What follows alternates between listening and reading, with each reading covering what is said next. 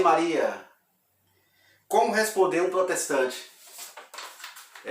Infelizmente eu coloquei um vídeo aqui, recado para os protestantes, no canal. Não queria ter colocado esse vídeo, mas é porque é muito comentário, realmente.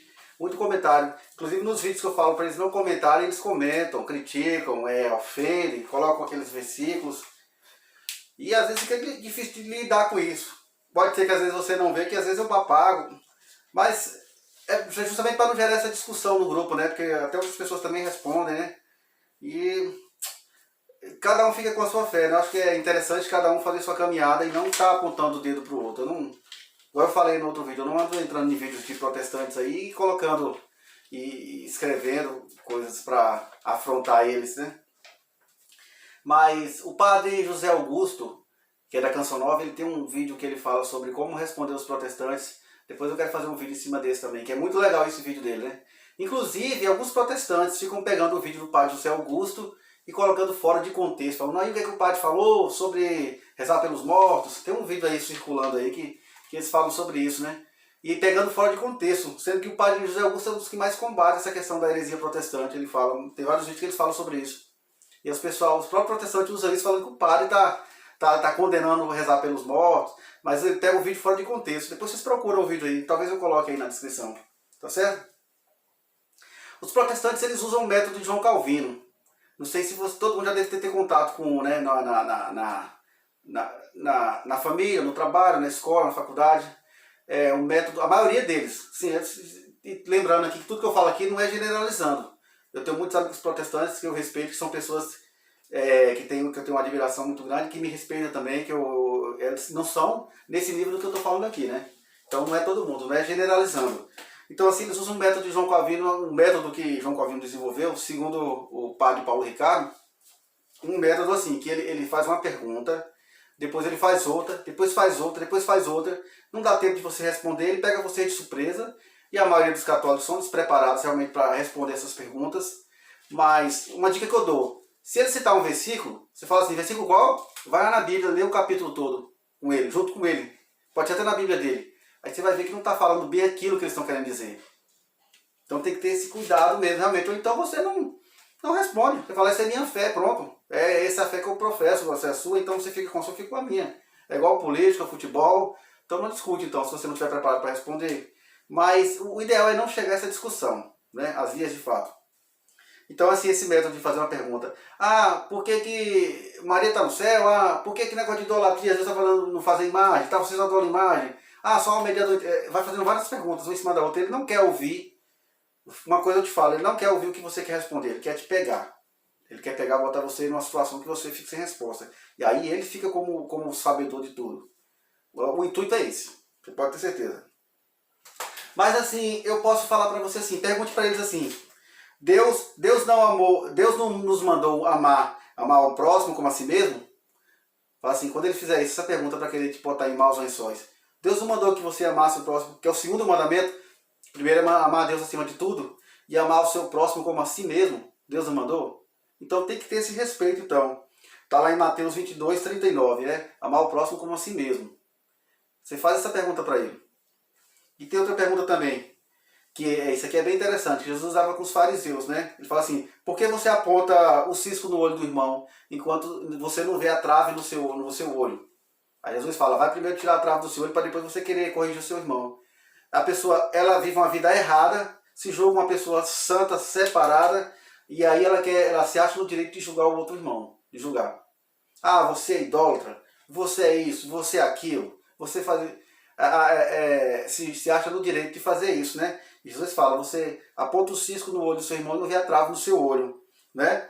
Que esse é bem interessante, né? Que está lá em Mateus 7, do versículo 3 até o 5, né? E anterior ainda desse versículo, no Mateus capítulo 7, versículo 1, Jesus fala bem assim, não julgueis para não ser julgado.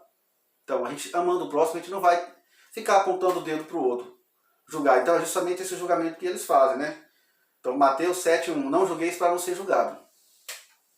Aí você pode também citar esse versículo aqui, ó. Falsos profetas disfarçados de ovelhas, mas por dentro são lobos ferozes. E pelos seus frutos é que conhecereis quem eles são. Então, assim, está lá em Mateus 7, do 15 a 19. O que é que ele tem de bom? Como é que é a família dele? Como é que é? Você está apontando as coisas, mas me mostre aí quais são suas obras, seus frutos. O próprio Tiago falou que a fé sem obra ela é morta. Quais são suas obras da sua fé? Uma coisa é você sair arrotando o versículo, apontando o dedo para o outro, mas quais são os seus frutos? Quais são o que é que gera da sua fé, do seu exemplo de vida? O que mais modifica as pessoas é o exemplo de vida, não a minha palavra, o que eu falo.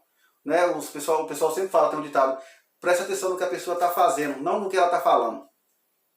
Isso é o grande trunfo, né? Os frutos da obra, da sua fé, os exemplos que você deixa, como é que você vive família, como é que você trata seu pai, como é que trata, disse um cristão, um crente, como é que você vive? Como é que você vive a castidade? Então isso tudo você vai observando, não é? Os hipócritas oram de pé nas sinagogas e esquinas para serem vistos pelos outros. Eles já receberam a sua recompensa. Está lá em Mateus capítulo 6, versículo 5. Isso eu vejo muito, eu já cresci vendo isso, as pessoas andando com Bíblia debaixo do braço, para cima e para baixo, orando nas praças, orando nos lugares, para ser visto. Andam bem vestidos, não estou dizendo que tem que andar mal vestido, não. Andam ostentando a Bíblia debaixo do braço o tempo todo, mas às vezes só decoram o versículo, não sabem tudo. Eu não estou fazendo isso julgando as pessoas de forma geral. Eu estou falando porque é isso que eu vejo com as pessoas que andam aí para baixo. E hoje em dia, cada vez menos você ainda vê menos crentes sem a Bíblia, né? Eu sei que usam um aplicativo no celular, mas cada vez menos. Mas eu vejo essa questão da Bíblia, a questão de ostentação, de estar saindo com a Bíblia na mão, mas para ostentar, para mostrar que eu ando com a Bíblia. Eu já fui em culto já quando era menor. Eu via o pessoal dava com a Bíblia, às vezes nem abria lá no culto. Você sabe, às vezes nem abre, às vezes lê só um versículo lá, alguém lá. Então é mais para ostentar, né? Aí Jesus fala lá em Mateus 6, capítulo 6, versículo 6. Quando você for orar, ora no seu quarto. Se tranca no seu quarto e ora no seu quarto. Que o Pai do céu vai ver a sua oração. Você não precisa orar nas praças para ficar mostrando que ora, né? Que prega o Evangelho.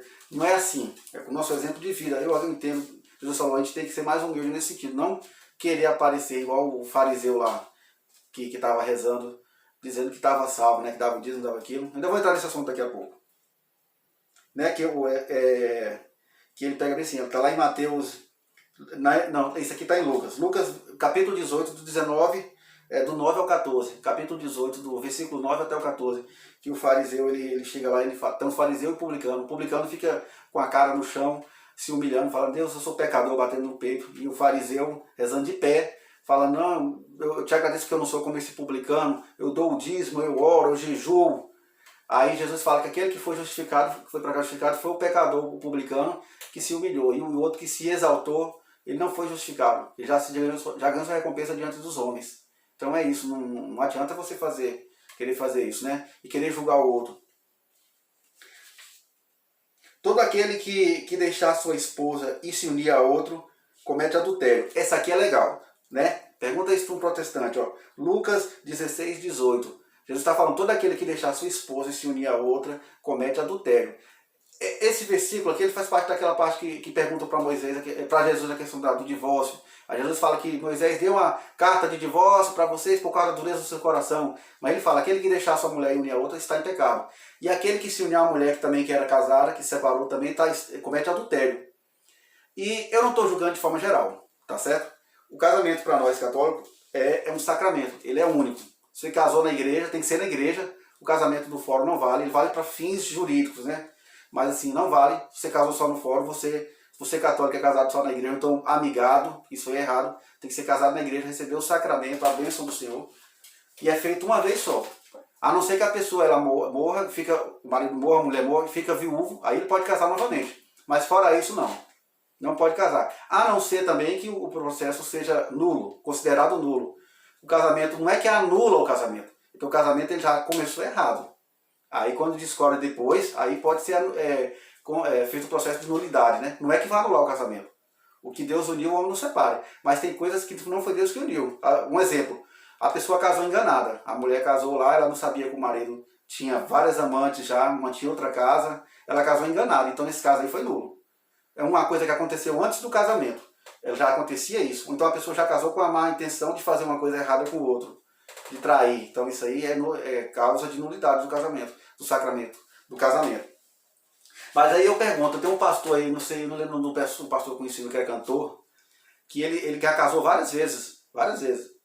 E casamento não é banalizado assim não. Você não separa em casa não. Então por que a pessoa faz isso? Se a própria Bíblia está falando que isso é adultério.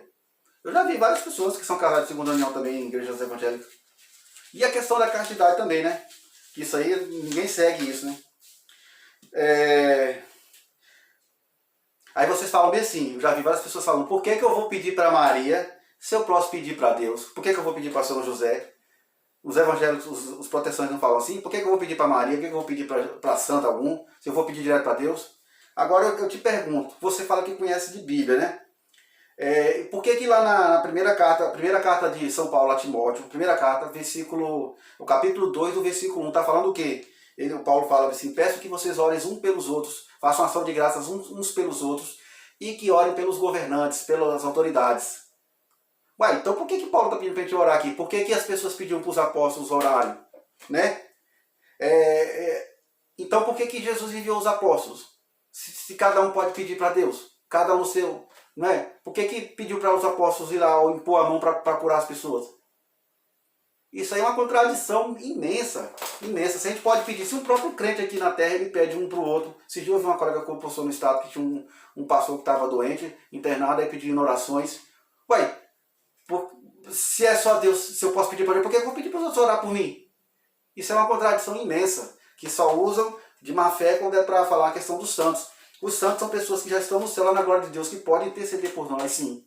Se você não acredita, aí eu não posso fazer nada, né? Mas essa é a fé que a gente professa, tá ok? E questão aqui, ó. Eu lembro que quando eu era mais novo, eu trabalhava na empresa e tinha umas 3 pessoas que eram crentes, evangélicos. Não vou falar o nome da igreja, não. E aí, estava assim, numa rodinha assim, conversando mais um outro colega que era crente, aí chegava o outro que era crente, aí ele só cumprimentava o outro, o que era crente. Tinha as 3 pessoas, ele só cumprimentava o crente. Falava assim, Pai do Senhor, irmão, pegava na mão dele só, dirigia ele. E aí aquilo me deixava um pouco sem graça, assim, constrangido, né? Porque Jesus falava assim, o que é que bem você faz se você só cumprimenta os seus, né? Os pecadores também só cumprimentam os seus, né? Então, assim, isso é uma contradição muito grande. Você viver o evangelho e você querer julgar as pessoas, querer separar as pessoas. Ah, esse aqui eu cumprimento, esse aqui eu dou a paz do Senhor, esse aqui não, esse aqui não, esse aqui é pecador. Então, assim, o maior exemplo de conversão que você pode dar é o seu exemplo de vida, não é nem o que você fala. Né? Então, se você chega assim, que bem você faz, você só cumprimenta os seus, né? Então, isso já aconteceu comigo várias vezes. A pessoa chegar lá, saber quando já me cumprimentaram pensando que eu era crente. Mas assim, quando sabe que eu não sou, eles não me cumprimentam. Então, isso aí é muito chato, isso aí, né? Eu espero que esse vídeo tenha ajudado vocês que são católicos a um pouco também perguntar, né? Já que eles vão questionar a gente, questiona também. Quando eles falaram em relação, Deus falou, por que vocês fazem imagens? Que está lá em Êxodo 20, capítulo 4. Aí você fala assim, eu vou te responder, que é o padre José Augusto, ele usa esse termo. Por que Deus mandou fazer uma serpente de bronze e mandou as pessoas olharem? Está lá no livro de Números, se não me engano é capítulo 20 ou capítulo 6. Ele fala, Deus mandou construir uma serpente de bronze e todo aquele que fosse pecado olhasse para a serpente, a imagem da serpente, ele ia ser curado. Eu falo, por que Deus mandou? Você me responde por que então? Aí você fala, por que eu vou pedir para Maria e tal? Aí você fala bem assim, então por que Maria pediu para Jesus fazer o milagre do vinho? E por que ele fez, se não era a hora dele? Maria intercedeu ali, não era a hora dele fazer o milagre, mas como foi Maria que pediu, ele fez aquele milagre, transformou água em vinho. Não é? Ele chama ela de mulher, por que eu não é minha hora ainda, mas mesmo assim ele mandou separar a água e fez o milagre. Tem tanta coisa assim que é contraditória que vocês falam aí que não bate realmente, viu? Mas eu vou rezar por vocês, vou colocar vocês na minha oração e peço que realmente pensem um pouco, né, sobre a fé que nós professamos, os católicos, em vez de já chegar criticando, pelo que você aprendeu. Vai atrás procurar, não confie só no que te falaram na sua igreja, ou que alguém te ensinou, ou então que você já viu alguma da sua família, alguma pessoa da sua família te falando sobre isso. Então vai atrás e procurar saber sobre o que é realmente a igreja católica. Tá certo? Jesus abençoe. Grande abraço.